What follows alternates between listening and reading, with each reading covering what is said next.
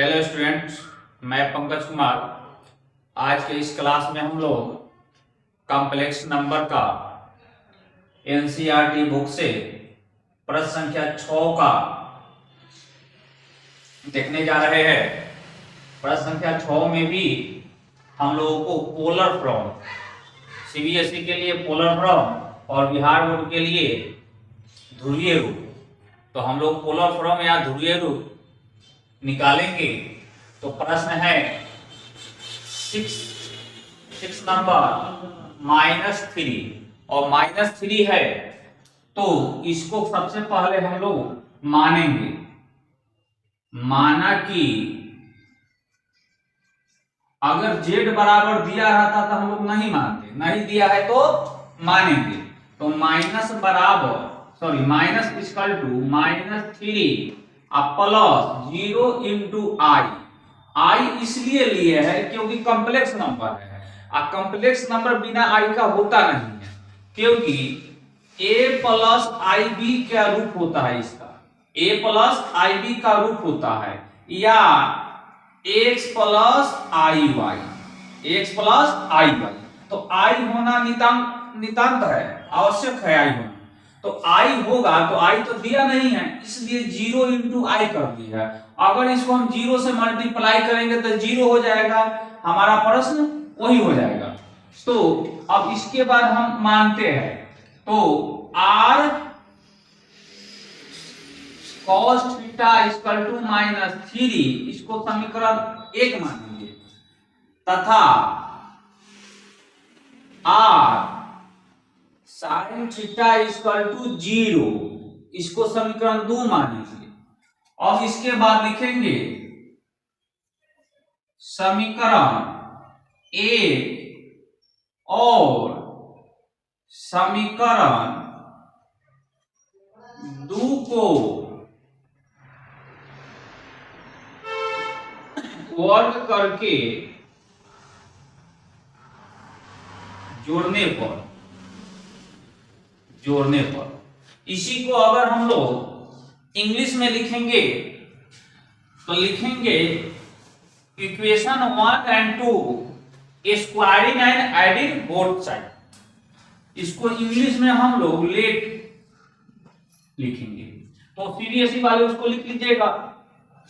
अब क्या है, समीकरण 1 और 2 को वर्ग करके जोड़ने पर, यानी r square cos square theta plus r square sin square theta equal to -3 है तो -3 का स्क्वायर प्लस 0 का स्क्वायर। यहां से हम लोगों को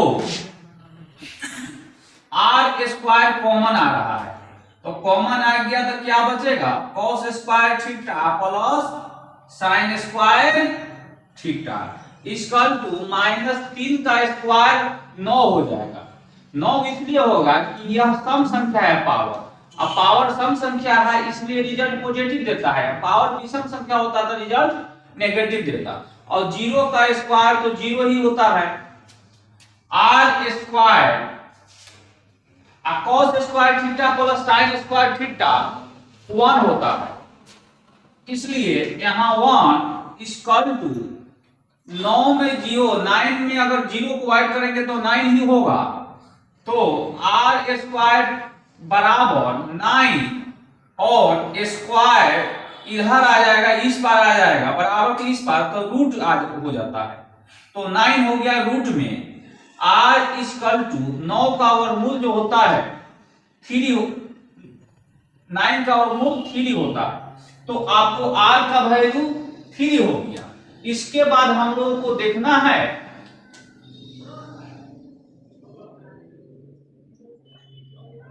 tan थीटा बराबर होता है मॉडुलस में y बाई x, मॉडुलस में y बाई x होता है। तो tan,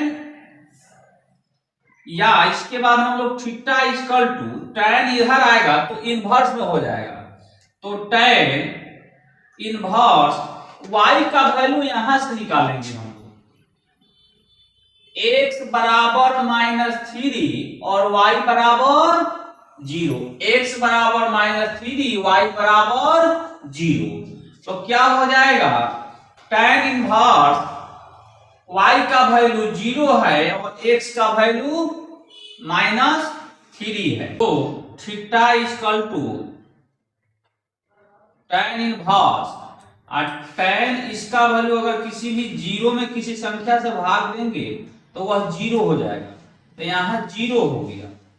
अब theta equal to tan inverse और tan में किसका वैल्यू 0 के बराबर होता है, तो tan 0 का वैल्यू 0 होता है, तो tan 0। अब हम लोग फार्मूला पढ़े हैं पिछले प्रश्न में,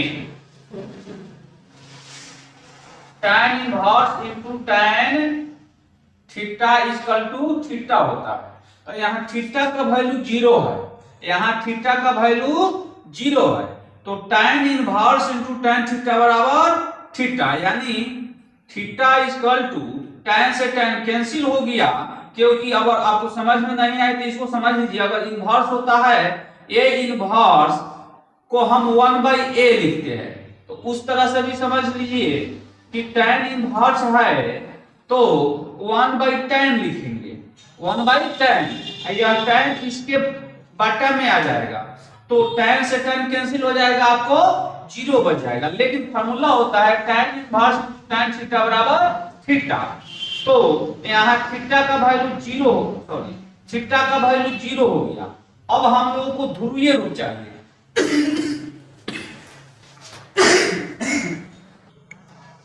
चलिए हम लोग को ध्रुवीय रूप के लिए सबसे पहले इसको जानना है कि किस क्वाड्रेंट में है, किस चतुर्थांश में है। तो यहां हम लोग समझते हैं कि देखिए अब प्रश्न पर आ जाइए, तो हम लोग को पहले यहां देख लेना है, यहाँ x अक्ष का पॉजिटिव होता है, y अक्ष का पॉजिटिव होता है, x अक्ष का नेगेटिव होता है, y अक्ष का नेगेटिव होता है। तो देखिए x अक्ष का पॉजिटिव कहने का मतलब धनात्मक, धनात्मक कहने का मतलब प्लस का चिन्ह, यहाँ x अक्ष का नेगेटिव होता है, नेगेटिव कहने का मतलब ऋणात्मक, ऋणात्मक का मतलब माइनस का चिन्ह, यहाँ x y अक्ष का पॉजिटिव है तो प्लस, यहाँ दोनों ऋणात्मक है, नेगेटिव है, तो दोनों माइनस होगा। और यहां देखिए x अक्ष का पॉजिटिव, क्योंकि x पहले लेते हैं, क्योंकि इंग्लिश अल्फाबेट में सबसे पहले x आता है उसके बाद y आता है, तो x का पॉजिटिव है y का नेगेटिव है, तो माइनस हो जाएगा। अब यहाँ प्लस प्लस होता है, दोनों पॉजिटिव होता है, तो यहाँ हम लोग थीटा मानते हैं, थीटा मानते हैं। यहाँ अगर दोनों अगर एक पॉजिटिव सेकंड क्वाड्रेंट, इसको फर्स्ट क्वाड्रेंट बोलते हैं, इसको सेकंड क्वाड्रेंट बोलते हैं, इसको थर्ड क्वाड्रेंट बोलते हैं, इसको फोर्थ क्वाड्रेंट बोलते हैं। तो सेकंड क्वाड्रेंट में होता है x नेगेटिव है y पॉजिटिव है, तो यहाँ पाई माइनस थीटा होता है, यहाँ दोनों नेगेटिव है, तो यहाँ हम लोग माइनस पाई माइनस थीटा इसको लिखते हैं, माइनस पाई माइनस थीटा, इसको माइनस थीटा लिखते हैं। अभी हमको जरूरी है सेकंड क्वाड्रेंट का, सेकंड क्वाड्रेंट का, क्योंकि सेकंड क्वाड्रेंट नहीं, हमको जरूरी है अभी आपको, हाँ सेकंड क्वाड्रेंट, क्योंकि सेकंड क्वाड्रेंट में माइनस प्लस है, देखिए तो माइनस प्लस है, x माइनस में है y प्लस में है, तो यहाँ देखिए इससे हम लोगों को मालूम चल रहा है कि हमारा जो है सेकंड क्वाड्रेंट में है। तो सेकंड क्वाड्रेंट क्या बोलता है, चूंकि यह सेकंड क्वाड्रेंट, क्वाड्रेंट को हिंदी में चतुर्थांश बोलते हैं, चतुर्थांश में है, यह द्वितीय चतुर्थांश में है। और द्वितीय चतुर्थांश आपको क्या बोलता है, यहां देखिए द्वितीय चतुर्थांश पाई माइनस थीटा, इसलिए पाई माइनस थीटा, और पाई और थीटा का वैल्यू क्या है 0, तो पाई में से अगर हम लोग 0 को घटाएंगे तो क्या हो जाएगा पाई, पाई आ गया। हम लोगों को चाहिए ध्रुवीय रूप, तो ध्रुवीय रूप जानने के लिए r into cos theta plus i sine theta, इसको लिखेंगे। अब r का वैल्यू हम लोग रखेंगे, तो r का वैल्यू हम लोग को आया है 3 और कॉस थीटा, कॉस थीटा, तो थीटा का वैल्यू पाई और प्लस आई साइन थीटा, यहां भी थीटा का वैल्यू पाई। तो हमारा आंसर जो है हो गया 6 नंबर प्रश्न का आंसर जो हो गया इतना आ गया। प्रश्न संख्या 7 है, तो इसमें देखिए, इसमें भी मानेंगे क्योंकि जेड तो दिया नहीं है, तो मानेंगे माना कि इंग्लिश वाले लेट, माना कि आर कॉस थीटा बराबर √3 समीकरण 1 तथा r sine theta equal to, अब यहां देखिए वहां तो कोई संख्या नहीं था, यहां आई था, तो आई है तो आई के साथ 1 छिपा रहता है, तो 1, इसको समीकरण 2 मानेंगे। फिर लिखेंगे वही चीज, समीकरण 1 और समीकरण 2 को वर्ग करके जोड़ने पर, इंग्लिश मीडियम वाले के लिए लिख देते हैं square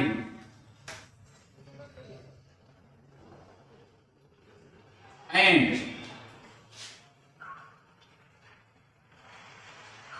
adding equation 1 and 2 both side. Both side कहने का मतलब है दोनों तरफ। अब इसके बाद हम लोग क्या करेंगे, r square cos square theta plus r square sine square theta equal to √3 का स्क्वायर प्लस 1 का स्क्वायर। तो यहां देखिए आर स्क्वायर हम लोग कॉमन लेंगे, तो आ जाएगा cos square theta plus sine square theta equal to √3 का स्क्वायर क्या हो जाता है, स्क्वायर से रूट कैंसिल हो जाता है, आपको बच जाएगा 3 और प्लस 1 का स्क्वायर 1 ही होता है, तो आर स्क्वायर और cos square theta plus sine square theta बराबर 1 होता है। R square into 1 equal to 3 और 1 को ऐड करेंगे तो 4 हो जाएगा, तो r square equal to 4, r equal to square जो होता है बराबर के इस पर आता है तो रूट बन जाता है, तो 4, तो आर इक्वल टू रूट में अंदर 4 है तो 2 हो जाएगा, यानी 4 का वर्गमूल जो होता है 2 होता है। और इसके बाद हम लोगों को जरूरत पड़ेगा